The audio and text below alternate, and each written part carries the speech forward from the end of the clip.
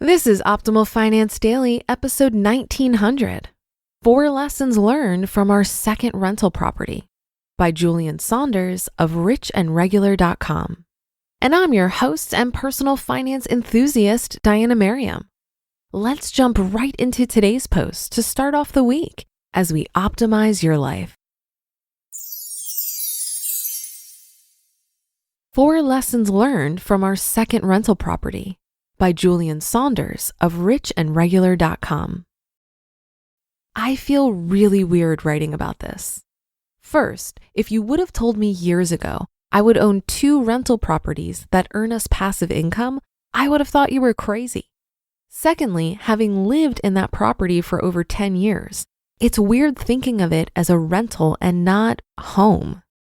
Third, at this very moment, I'm in our new home at our dining room table with ambient music playing in the background, having just banged out scheduling a flooring repair, cleaning services, and a property management site visit to get our second rental property ready as soon as possible. Soon we'll have our paint guy come in to make it look pretty, call our trash guys to come get the leftover out of there, and hopefully by early December, we'll have someone else living in the place we once called home. It's incredible what steady chipping away at a plan can do when you just stick with it. I wouldn't say getting this property tenant ready was hard because honestly, it wasn't. More than anything, it was annoying on some days going back and forth, but I really have no one to blame besides myself. I've been so bogged down working on Rich and Regular, trying to make our home more comfortable and fighting the fall sniffles, that I didn't attack getting the rental done as quickly or as organized as I should have. Through it all, at least 4 really valuable lessons are worthy of sharing, especially if you're considering becoming a real estate investor. Number 1, know which real estate investment strategy is right for you. There are several ways to invest in real estate. In general, you can flip properties where you purchase them, repair them, and sell them at a premium. You can be a wholesaler where you purchase the property and sell the contract to another buyer or investor for a fee. Or you can be like us, old school buy and hold investors. Basically, we buy properties, repair them if necessary, and rent them out to tenants. We chose the buy and hold approach because it's a proven wealth building strategy that allows us to earn rental income more hands-off than the other 2 approaches. It provides a steady income. We build equity if the home appreciates, and as the mortgage is paid down by our tenants. Lastly, it's a great tax shelter since expenses tied to your property can be deducted. Going through this latest renovation process was a humble reminder that we made the right choice and strategy, because I certainly have no interest in wielding hammers, dealing with contractors all day, or looking for buyers on a regular basis. Lord knows Mrs. Rich and Regular isn't getting her hands dirty either, since she works a traditional 9 to 5. Since this isn't something we really enjoy doing, we have no reason to believe we will do it well. Number 2, cash is and always will be king. Moving into our new home has been a cash drain for us. Besides closing costs, the contractors, new furniture, supplies, and more, we've dropped some major coins over the past 60 days, so we're feeling a bit tight. This isn't a huge deal, but for years, we've grown accustomed to just using credit cards and paying them off in full.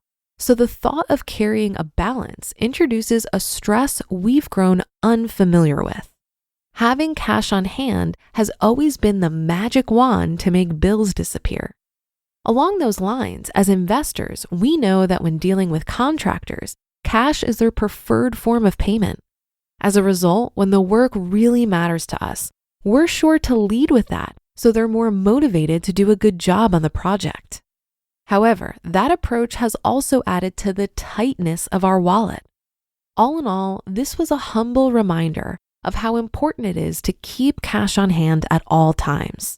If we were being truly thorough, we would have set aside additional funds months ago to cover the repairs ahead of time instead of dealing with it as it comes.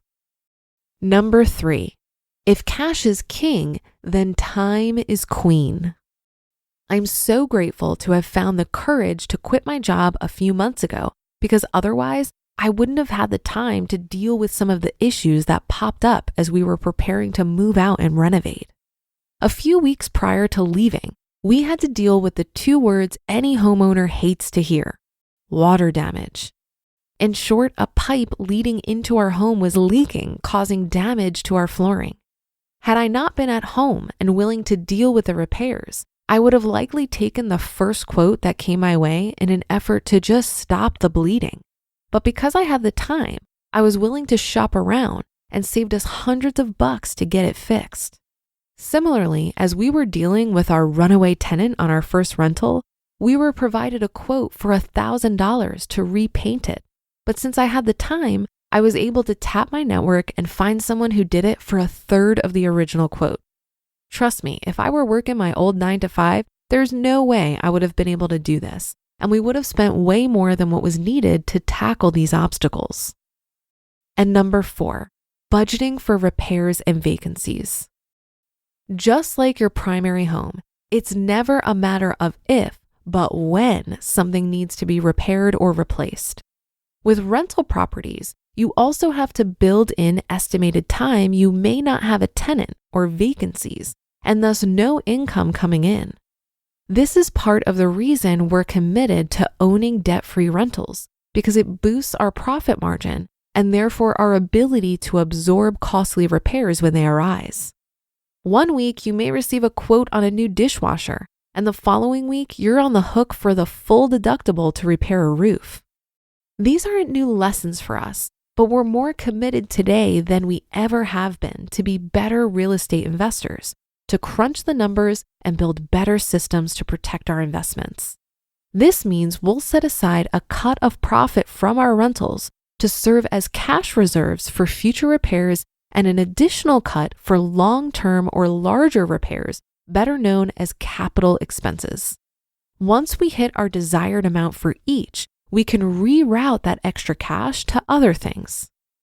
The income earned and energy given to our real estate investing has been truly passive. In fact, sometimes we feel like we're not paying enough attention to it because we're not knee-deep in the nitty-gritty details and numbers.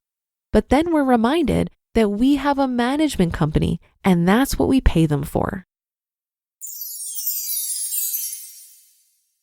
You just listened to the post titled 4 Lessons Learned from Our Second Rental Property by Julien Saunders of richandregular.com. I think some of these lessons are relevant even if you aren't a real estate investor. For example, Julien makes the point that cash is king when it comes to real estate. Having cash on hand makes it easier for him to work with contractors and manage his properties without taking on additional debt. But I'd argue that having cash on hand is a good thing for all of us, even if we aren't investing in real estate. I often see questions in the various personal finance Facebook groups and forums asking about what to do with cash. Many people don't like the opportunity cost of holding cash because if it was invested, it could be working harder and earning interest. But I don't see it this way. I look at my different piles of money as all having different jobs. My cash has the job of liquidity and easy access, and my investments have the job of growth. I don't care that my cash isn't growing because that's not its job. As my overall net worth grows, my cash as a percentage of my net worth gets smaller and smaller over time. So it continues to matter less and less that my cash isn't growing. Holding sufficient cash also allows me to invest with confidence. The money I invest is money I plan to have invested for long periods of time. It would be unfortunate to have to sell stocks during a downturn just because I didn't have cash on hand. And that's a wrap for another Monday show. Have a great rest of your day and start to your week.